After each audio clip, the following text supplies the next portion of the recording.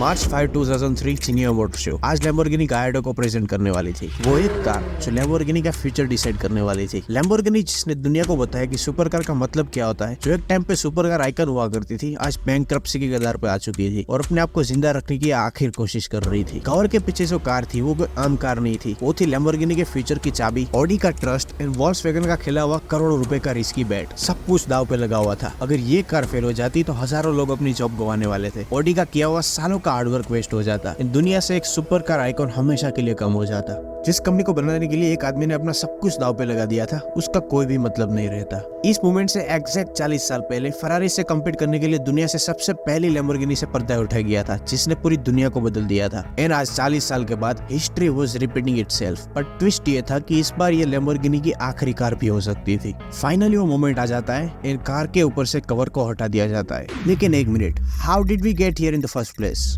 गायडो की स्टोरी शुरू हुई थी आज से 7 साल पहले। एक्चुअली उससे भी बहुत साल पहले 1970s के क्राइसिस के बाद लोग लैम्बोर्गिनी की expensive and fuel thirsty V12 cars को अफोर्ड नहीं कर सकते थे, जिससे सेल्स डाउन हो रहे थे और लैम्बोर्गिनी कंपनी बैंकरप्सी के कगार पे आ चुकी थी। अब मार्केट में पावरफुल इटालियन सुपर कार्स की जगह small Japanese fuel efficient car की डिमांड थी। इसीलिए 1972 में फिरिसियो लैम्बोर्गिनी अपनी कंपनी को जॉर्ज हेनरी और रैन लिमिर को बेच देते और बाद में 1977 में उस कंपनी को फिर से बेचा जाता है बोलोग्ना कोर्ट को, जो फिर से 1984 में मिम्बरा ब्रदर्स को बेच देती है। इतने सालों में कंपनी के इतने सारे ओनरशिप चेंज होने की वजह से कंपनी अपने ट्रैक से हट चुकी थी। सारे ओनर्स कंपनी को एक्टिव रखने के लिए ऐसी कार्स बनाना चाहते हैं जो अफोर्डेबल हो एंड फ्यूल एफिशिएंट भी हो, जिसको बेबी बुल्स भी कहा जाता है। 1970s से लेकर लेट 80s तक लैम्बोर्गिनी उराको, सिलोएट और याल्वा जैसी कार्स को प्रोड्यूस करते हैं, लेकिन ये कार्स ज्यादा ही अंडर पावर्ड थी, जिसकी वजह से तीनों ही मॉडल फ्लॉप हो जाते हैं। This was first time for Lamborghini. Lamborghini वो कंपनी थी जिसने टर्म सुपर कार की शुरुआत की थी और जिस कंपनी ने इस गेम को बनाया था वो खुद ही इस गेम से बाहर थी।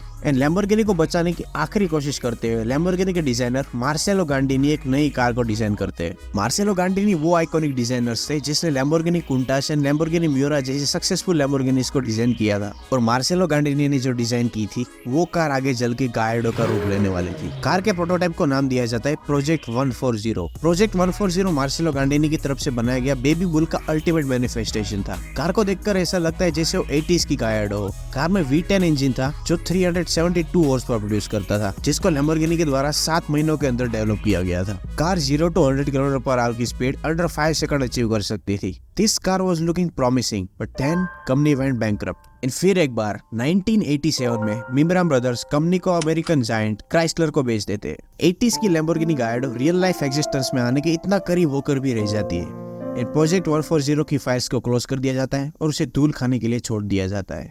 क्राइसलर के लैम्बोर्गिनी एक्विजिशन के बाद क्राइसलर एक नया प्रोजेक्ट के ऊपर काम करना शुरू कर देते हैं। वो लैम्बोर्गिनी के डिजाइन डीएनए को अमेरिकन डिजाइन डीएनए के साथ मिक्स करना चाहते थे। वो अपने डिजाइनर्स को बुलाकर लैम्बोर्गिनी डियाब्लो का एक राउंडिश वर्जन तैयार करते हैं, जो 4 सीटर कार होती है, जिसका नाम था लैम्बोर्गिनी पोर्टोफिनो, जो इटालियन बुल से ज्यादा अमेरिकन केट ज्यादा लग रही थी। थैंकफुली ये कार कंसेप्ट फेज से आगे नहीं बढ़ पाई, लेकिन आगे जाके क्राइसलर ने इस डिजाइन क्लूज को अपनी इंटरप्रीट कार में यूज किया था और अगले 7 साल तक कुछ नहीं होता। लेकिन 7 साल के बाद क्राइसलर इटाल डिजाइन स्टूडियो को हायर करती है ताकि वो P140 डिजाइन को रिवाइव कर सके। फाइनली 7 सालों के बाद Gallardo had chance to come into existence once again. Ital design studio में जॉर्जेटो गिउगारो पुरानी 140 डिजाइन को लेते एंड इसके ऊपर डिजाइन इंप्रूवमेंट का काम शुरू कर देते हैं। वो पुरानी 140 की चैसिस एंड इंजन को ऊपर एक नए डिजाइन को फिट करते हैं। फाइनली एक प्रोटोटाइप कार तैयार हो जाती है, जिसका नाम दिया जाता है काला प्रोटोटाइप। काला प्रोटोटाइप ओरिजिनल P140 से काफी बेटर थी। काला की चेसिस पाउंडेड एल्यूमिनियम से बनाई गई थी एंड कार के इंटीरियर को भी काफी इंप्रूव किया गया था। कार में डिटैचेबल रूफ पैनल है जिसको सीट के पीछे स्टोर किया जा सकता था and it was working prototype car, जिससे बहुत सारे जर्नलिस्ट इस कार के टेस्ट ड्राइव लेते हैं। उन सभी का ओवरऑल पॉजिटिव रिव्यू थे। Everything was looking good but 80s की Gallardo was still out of luck. Chrysler भी फाइनेंशियल स्ट्रगल कर रही थी, इसलिए प्रोजेक्ट काला को क्लोज कर दिया जाता है और 1993 में क्राइसलर लैम्बोर्गिनी को मलेशियन इन्वेस्टमेंट ग्रुप कंपनी मेगाटेक को बेच देते। बट मेगाटेक के पास भी इतना सारा पैसा नहीं था कि वो प्रोटोटाइप को प्रोडक्शन में ला सके।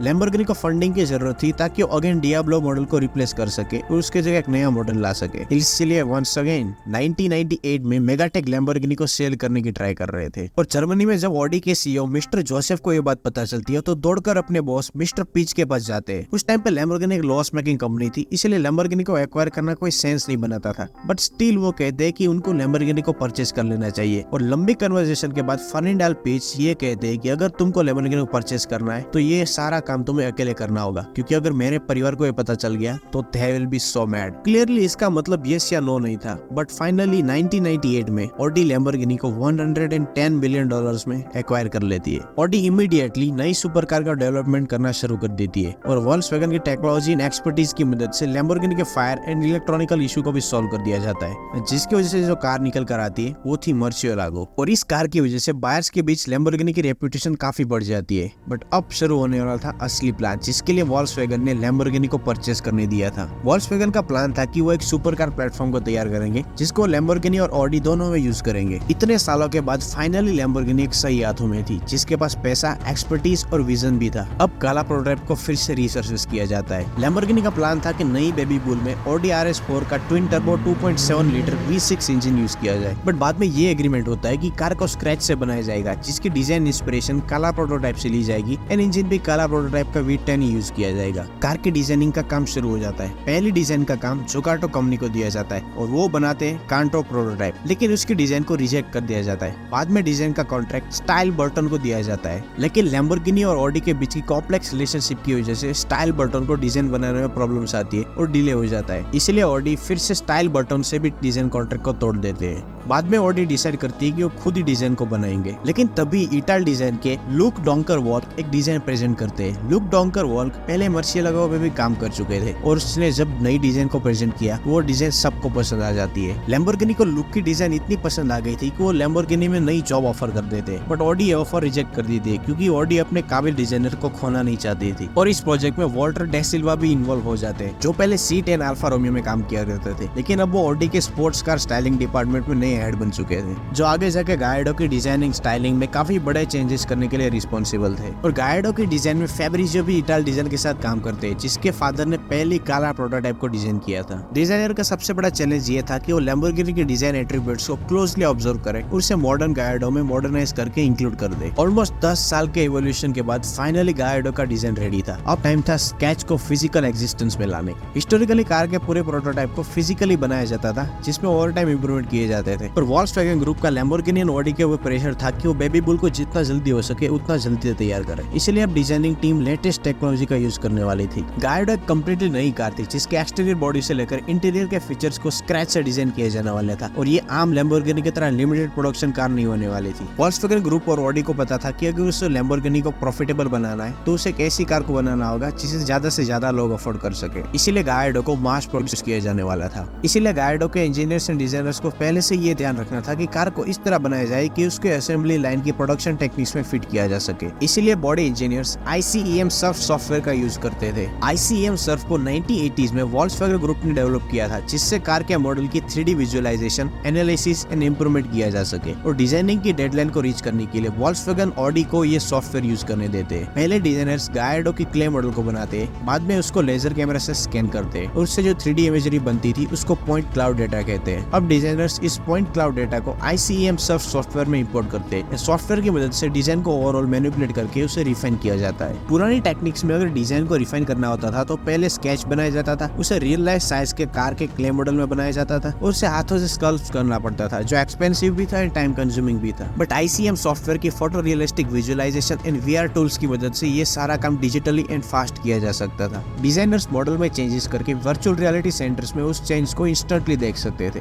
और इस टेक्निक की वजह से गायडो का डिजाइनिंग प्रोसेस काफी आसान हो गया था। डिजाइन कंप्लीट हो जाने के बाद अब टाइम था बेबी बुल की बॉडी को बनाने का। गायडो की डिजाइन में लुक डोंकर के जो फाइनल टचेस आए थे उसकी वजह से जो फाइनल डिजाइन निकल कर आई थी उसमें मर्सियोलागो के काफी डिजाइन DNA देखने को मिले थे। कार के डिजाइन के हिसाब से बहुत सारे प्रोटोटाइप्स तैयार किए जाते हैं एंड उसकी एरोडायनेमिक्स डिजाइन को इंप्रूव करने के लिए ऑडी विंड टनल पे उस पे सबसे ज्यादा टाइम स्पेंड किया जाता है। क्योंकि गायडो को मास प्रोड्यूस किया जाने वाला था, इसलिए गायडो में लैम्बोर्गिनी का आइकॉनिक सीजर डोर्स की जगह कन्वेंशनल डोर को इंस्टॉल किया जाता है। एरोडायनेमिकली कार में काफी चेंजेस किए गए थे। कार के ए पिलर्स और रूफ लाइन को पीछे तक खींच लिया गया था, जिससे कार को फास्ट ब्रेक प्रोफाइल मिल सके। कार के रियर में इलेक्ट्रॉनिकली कंट्रोल स्पॉइलर लगाया जाता है जो 130 की स्पीड में डिप्लॉय हो जाता था और 18 की स्पीड में रिट्रैक्ट हो जाता था। कार में रेक्टेंगल वेंट्स और इंटेक्स लगाए जाते हैं ताकि कार के पावर हाउस V10 इंजन को प्रॉपर कूलिंग मिल सके। मैक्सिमम एरोडायनेमिक्स को अचीव करने के लिए कार के अंडर साइड को कम्प्लीटली फेट बना दिया जाता है। कार को इस तरह बनाया जाने वाला था जिससे उस टाइम पर मिलने वाली किसी भी GT कार को बीट कर सके। एंड उस टाइम पर लैम्बोर्गिनी की सबसे बड़ी राइवल थी फरारी 360 मोडेना। इसीलिए कार को बनाने के लिए लाइट वेट कॉम्पोजिट का यूज किया जाता है, लेकिन उसके साथ एक्सट्रीम स्ट्रक्चरल रिजिडिटी की भी जरूरत थी, जिसके लिए स्पेशल एल्यूमिनियम सबफ्रेम बनाया जाता है जो स्पेशली ऑडी ने डिजाइन किया था। सस्पेंशन के लिए एल्यूमिनियम के डबल विशबोन के साथ कॉइल स्प्रिंग्स और कोनी के एडेप्टिव FSD डैम्पर्स भी लगाए जाते हैं जो ड्राइविंग कंडीशन के अकॉर्डिंग एडजस्ट हो सकते थे। और बेटर हैंडलिंग के लिए कार में anti roll bars, anti dive and anti squat geometry भी इंक्लूड की जाती है। यहाँ पे बहुत सारे लोग गाइडो की डिजाइन को रिफाइन करने में लगे हुए थे और दूसरे टफ इंजीनियर्स ये फिगर आउट करने में लगे हुए थे कि गाइडो में इंजन कौन सा यूज किया जा सके। गाइडो के इंजन का डेवलपमेंट का काम दो लोगों के हाथ में था, मासिमो सेकरानी और मारिजियो रागियानी। दोनों को एक कम्प्लीटली नया इंजन डेवलप करना पड़ा क्योंकि जो L140 में जो V10 इंजन था वो कम्प्लीटली डिजास्टर था। पहली प्रॉब्लम थी इंजन का एंगल। L140 का V10 इंजन 72 डिग्री पर बनाया गया था, मतलब ओवरऑल इंजन की हाइट ज्यादा थी और ज्यादा हाइट होने की वजह से कार की रियर विजिबिलिटी भी कम होती थी। ऊपर से गियर बॉक्स को इंजन के ठीक नीचे फिट किया गया था जो इंजन के ऑयल पाइल एरिया से कनेक्टेड था और इस सेटअप की वजह से कार की सेंटर ऑफ ग्रेविटी काफी हाई थी, जिसकी वजह से कार की स्टेबिलिटी एंड हैंडलिंग काफी खराब थी जो एक सुपर कार में नहीं होनी चाहिए। तो पुराने इंजन को यूज करने का कोई सवाल ही नहीं उठता था। तो अब उस समय की सबसे फेमस कंपनी कॉसवर्थ को नया इंजन बनाने का काम सौंपा जाता है, जिसमें ऑडी का क्वाट्रो डिपार्टमेंट भी हेल्प करने वाला था। सो नए इंजन की डेवलपमेंट में सबसे बड़ा चेंज ये किया जाता है कि लैम्बोर्गिनी के नए इंजन को 90 डिग्री एंगल में बनाया जाता है। इंजन को 90 डिग्री बनाने से ओवरऑल इंजन की हाइट कम हो गई थी, जिसकी वजह से कार के वुड को रीडिजाइन करने की अब कोई जरूरत नहीं थी और कार का ओवरऑल सेंटर ऑफ ग्रेविटी भी नीचे आ गया था, जिसकी वजह से कार को बेटर हैंडलिंग मिल सकती थी। इंजन को ज्यादा एफिशिएंट और लाइट वेट बनाने के लिए इंजन के हेड एंड ब्लॉक को कास्ट एल्यूमिनियम से बनाया गया था। इंजन को इस तरह ट्यून किया जाता है कि जिससे दो फायरिंग के बीच रेगुलर इंटरवल हो, जिससे इंजन स्मूथली रन हो सके। इसके लिए इंजीनियर्स क्रैंक शाफ्ट में क्रैंक पिन का यूज करते हैं, जिससे इंजन 90 डिग्री वी शेप होने के बावजूद 180 डिग्री फायर हो सकता था। इंजन जब प्रोटोटाइप में लगाया जाता है और कार को टेस्ट किया जाता है तो कार की स्पीड की वजह से इतना जी फोर्स जनरेट होता है कि इंजन का लुब्रिकेंट इंजन की एक साइड में जमा हो जाता है। तो वो इंजन को कार से बाहर निकालते हैं और इस प्रॉब्लम को फिक्स करने की ट्राई करने लग जाते हैं और इसका सॉल्यूशन उनको शिप के डीजल इंजन से मिलता है। इस सॉल्यूशन का नाम था dry sump lubrication system. Finally, Monster's engine was ready. Engine was producing 493 horsepower at 7800 RPM. और इतने पावरफुल इंजन को फ्यूल प्रोवाइड करने के लिए 80 लीटर के बहुत बड़े फ्यूल टैंक की भी जरूरत थी। पर कार की फास्ट बैक प्रोफाइल डिजाइन की वजह से अब कार में इतनी जगह नहीं बची थी कि कार में इतने बड़े फ्यूल टैंक को इंस्टॉल किया जा सके। इंजीनियर्स की कैलकुलेशन के मुताबिक एटलीस्ट इसमें 80 लीटर का फ्यूल टैंक तो होना ही चाहिए। सो इंजीनियर्स इंजन के लेआउट को चेंज कर देते हैं और इंजन को वर्टिकल माउंट किया जाता है और उसके ट्रांसमिशन को रियर माउंट कर दिया जाता है और इससे इंजन के नीचे दो साइड में जो जगह बचती है वहाँ पे 40 लीटर के दो फ्यूल टैंक को इंस्टॉल कर दिया जाता है। अब टाइम था गायर्डो के पावर ट्रेन के सबसे इम्पोर्टेंट हिस्से को बनाने का, लैम्बोर्गिनी गायर्डो का ट्रांसमिशन सिस्टम। गायर्डो को ऑडी डेवलप कर रही थी and Audi owns Quattro department. Quattro एक इटालियन वर्ड है जिसका मतलब होता है चार एंड ऑब्वियसली ऑडी गायर्डो को 4 व्हील ड्राइव बनाना चाहती थी और गायर्डो के लिए ट्रांसमिशन बनाने का काम इटालियन कंपनी ग्राजियानो ट्रांसमिसियोनी का था। ये कंपनी गायर्डो के लिए एक स्पेशल ट्रांसमिशन बनाती है। ये ट्रांसमिशन का सबसे बड़ा प्लस पॉइंट ये था कि ये 4 व्हील ड्राइव ट्रांसमिशन था, जिसमें सिचुएशन के हिसाब से फ्रंट व्हील और रियर व्हील में पावर को बढ़ाया घटाया जा सकता था। नॉर्मल कंडीशन में पावर रेशियो 70-30 रहता था। गायर्डो के इंटीरियर को typical German attention to detail दी गई थी। पहले के लैम्बोर्गिनी मॉडल्स में प्लास्टिक का यूज किया जाता था, पर अब ट्रेंड चेंज हो चुका था। ये कार मास प्रोड्यूस किए जाने वाली थी, तो ऑब्वियसली ड्राइवर के कंफर्ट एंड ओवरऑल एक्सपीरियंस को इनहेंस करने के लिए हर जगह पे चेंजेस किए गए थे। अब बेटर क्वालिटी का मटेरियल्स का यूज किया जाता है। हार्ड प्लास्टिक की जगह पूरा डैशबोर्ड अल्कंटारा के प्रीमियम लेदर से कवर किया गया था। कार का स्टीयरिंग व्हील 3 स्पोक था, जिसके बॉटम को फ्लैट कर दिया गया था, जिससे स्पोर्टी फील भी मिल सके और कार के एक्सेस को भी इम्प्रूव किया जा सके। 2 दिसंबर 2001 में लोग डियाब्लो को स्पॉट करते हैं, जो नॉर्मल डियाब्लो से काफी अलग लग रही थी, जो ऑब्वियसली गायर्डो का एक टेस्टिंग म्यूल थी। इससे लोगों को पता चल गया था कि Lamborghini is up to something.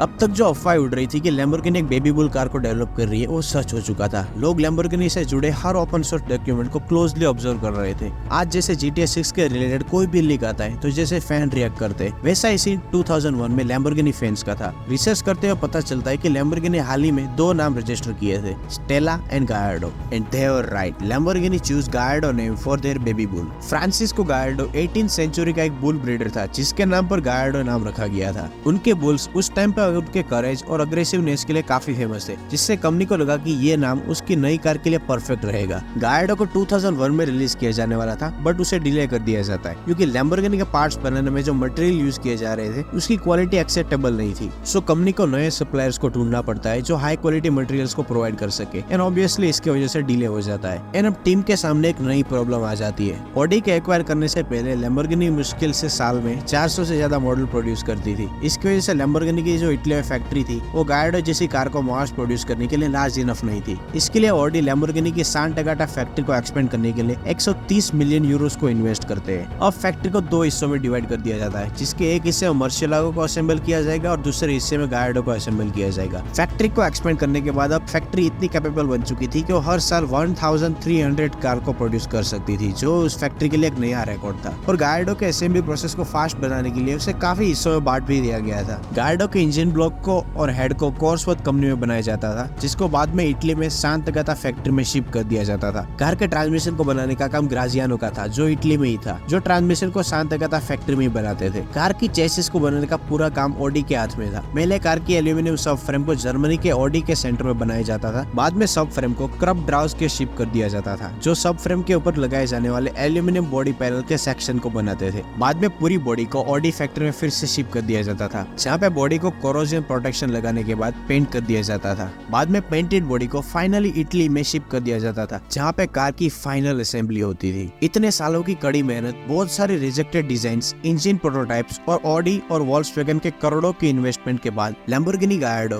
The baby bull was born, and now we are back where we started this video. 2003 Geneva motor show, जहां पहली बार लैम्बोर्गिनी गायर्डो को अनवील किया जाता है, and it was instant success. Car के wheel base और reduce over hang की वजह से कार को काफी डायनेमिक लुक मिल गया था। गायर्डो के डायमेंशंस और परफॉर्मेंस फिगर के साथ गायर्डो की ड्राइवेबिलिटी और रिलायबिलिटी की वजह से गायर्डो एक प्रैक्टिकल सुपर कार बन गई थी। और जब गायर्डो को फाइनल रिलीज किया गया था तो it took world by storm. वो अपनी राइवल फरारी 360 मॉडेना से 0.3 सेकंड फास्ट थी। गायर्डो अमेरिका में पहली लैम्बोर्गिनी थी जिसको लोगों ने फाइनेंस किया था। Gallardo made record breaking sales for Lamborghini. ये कार थोड़े ही टाइम में सुपर कार आइकन बन चुकी थी। ये कार इतनी फेमस एंड आइकॉनिक हो चुकी थी कि इसको दुनिया के सबसे famous and successful cartoon show Simpson में भी फीचर किया गया था। गायर्डो ने लैम्बोर्गिनी को एक एक्स्ट्रा लाइफलाइन दे दी थी। गायर्डो से पहले लैम्बोर्गिनी सिर्फ साल की 300 कार्स बनाती थी, जो बढ़कर 2000 हो चुकी थी।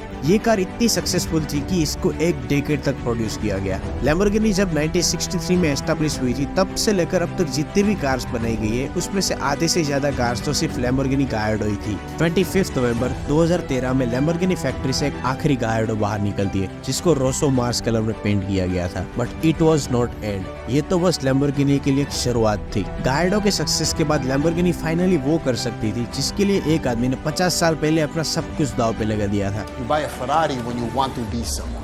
You buy a Lamborghini when you are someone.